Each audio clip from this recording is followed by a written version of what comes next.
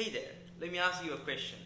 Why did you click on this video? What tempted you to do it? Out of all the other videos that you could have clicked on, why this? Do you regret clicking this video? Worry not, I have been there, confused and not sure if I made the right decision. But what if there were no choices to make? No need to pick anything, but to get everything to just work. Wouldn't this be great? And what if there was no free will and everything was predetermined? Or better yet, what if it already exists? Now I'm telling you that we don't decide our life. No karma, no intentions, and everything is a result of all that made you, you. Even more confused? That's great, because I'll explain this later in the video, but be warned, you might have to change your beliefs of how the mind works.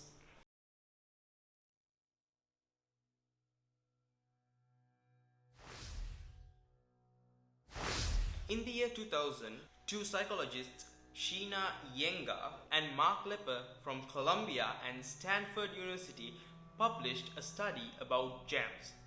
According to that study, on a regular day at a local supermarket, people would find a table full of 24 kinds of jam.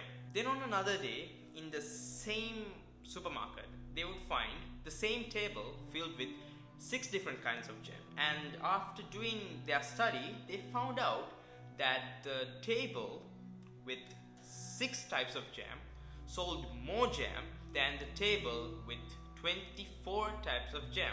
The conclusion? Choice paralyzes the consumer. In Minefield episode 5, The Freedom of Choice, they did an experiment which has the same principle to test this out, but they did it with jelly beans. Some people were given the choice between 2 types of jelly beans and others were given the choice between multiple types of jelly beans. And after they consumed these jelly beans, they were asked if they had regretted the decision. Guess what?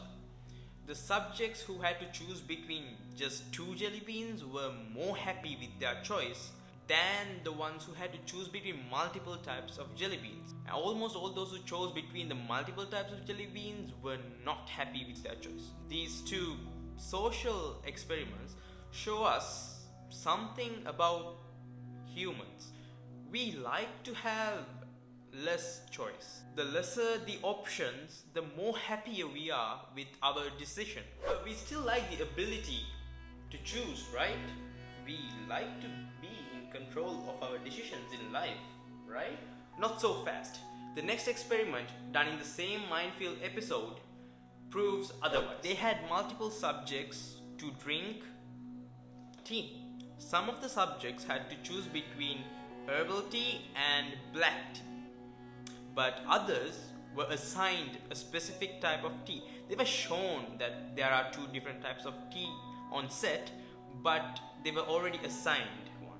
Then after having drunk the tea, they were asked to unscramble some words, and then they were asked if they had done better if they had drunk a different type of tea. The subjects who had free will to choose a tea all regretted their choice, whilst the others who had offered a tea to them did not. Apparently, we like being not in control. Okay, so from earlier studies, we like to have less options to choose from. But now we prefer to have no choice at all? What sorcery is this? I know that I like to be in control of my life and make my own decisions, but apparently I do not. Well, at least I have free will, and even though I like to not have to choose between different things, I, for more certain, will be making them on my own, right? Turns out, you do not have even that in control. What? Allow me to introduce the box. The final experiment in the Minefield episode, but I think this is the most interesting. In a nutshell, what this device does is it reads your subconscious, and by reading your subconscious, it understands when you are going to make a decision. So in this apparatus, it's a box with two buttons, and there's a light that turns on, and the light is sensitive to your subconscious. But the subjects do not know this, and they were asked to think of pressing one button, or rather they were asked to press one button, but they were not allowed to press the button if the light turns on. And the box takes a while to understand your brain, and then after it reads it and gets a map of your brain. Then when the subjects try to press a button, the light turns on. Every time they tried to press the button, the light kept turning on.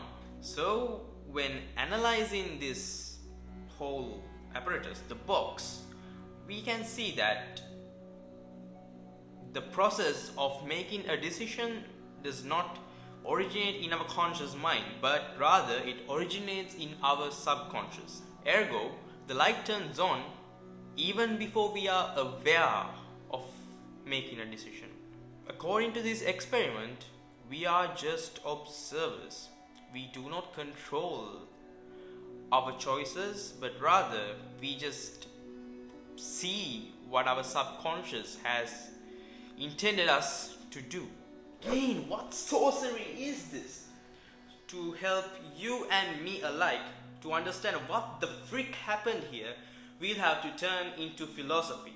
To be more precise, the ideologies of libertarian, free will, and hard determinism. Libertarian free will. This is the belief that some human actions are freely chosen, or rather we have control over our actions. But this is not to be confused with libertarianism in politics. Hard determinism. This is the belief that all events are caused by past events, such that nothing other than what does occur could occur. So a libertarian's ideology is that there are two things called event causation and agent causation. And here in agent causation, it means that the one who does the action. So in event causation, the libertarians say that nothing in the physical realm could occur without an event in the past. So they agree on determinism on the physical realm. So all libertarians accept determinism to some extent, only about the physical realm. Agent causation means an agent who is propelled by the mind can start a whole chain of causality, and this wasn't caused by anything else. This states that agents can change the flow of the universe, and they can make stuff happen on their own. But where would these decisions come from? And if you can explain where these decisions come from and how they are caused, you have already accepted determinism. Ergo, you just played yourself. And it's quite evident that it's hard to support this idea. The best argument that libertarians have is that it just feels right. It feels right that we have control. That's their best argument. Baron Dolbach said that none of our actions are actually free. Everything is the inevitable result of what came before them, including everything we do. Humans and our actions are part of the physical world, bound by its physical laws. We all know that thoughts start in the mind, so ergo they are mental states, right? And these thoughts lead us to do something in the physical world. So mental states, which are linked to subconscious, are equal to brain states, or at least they are tied to each other. And we know that brain states are biological, and biological states are physical states. Physical states are deterministic. All believers of libertarianism and determinism accept that the physical world is deterministic, which makes the mental states and the choices we make also deterministic. Or that means that they have been caused by something or some event in the past. So, even from a philosophical standpoint, it's hard to say that we have free will, or rather impossible to say that we have free will. Turns out We are just observers of this thing called you, or in my case, this thing called Minidu, going through this thing called the universe without having any control over it whatsoever. In the end, I would like to apologize if we had to go through a nervous breakdown trying to process this all. But do your own investigation and come up with your own conclusion. If you like the video, give this a thumbs up and comment your thoughts down below. If you are a hard deterministic like me, or if you believe in karma and intention and control, and if you are a libertarian free will thinker. Click here to subscribe to my channel and click here to watch a video of how you can make your own meaning, and click here to learn more about positivity. I think you'll be needing more positivity after this video. So that's it, and catch you guys in a future video.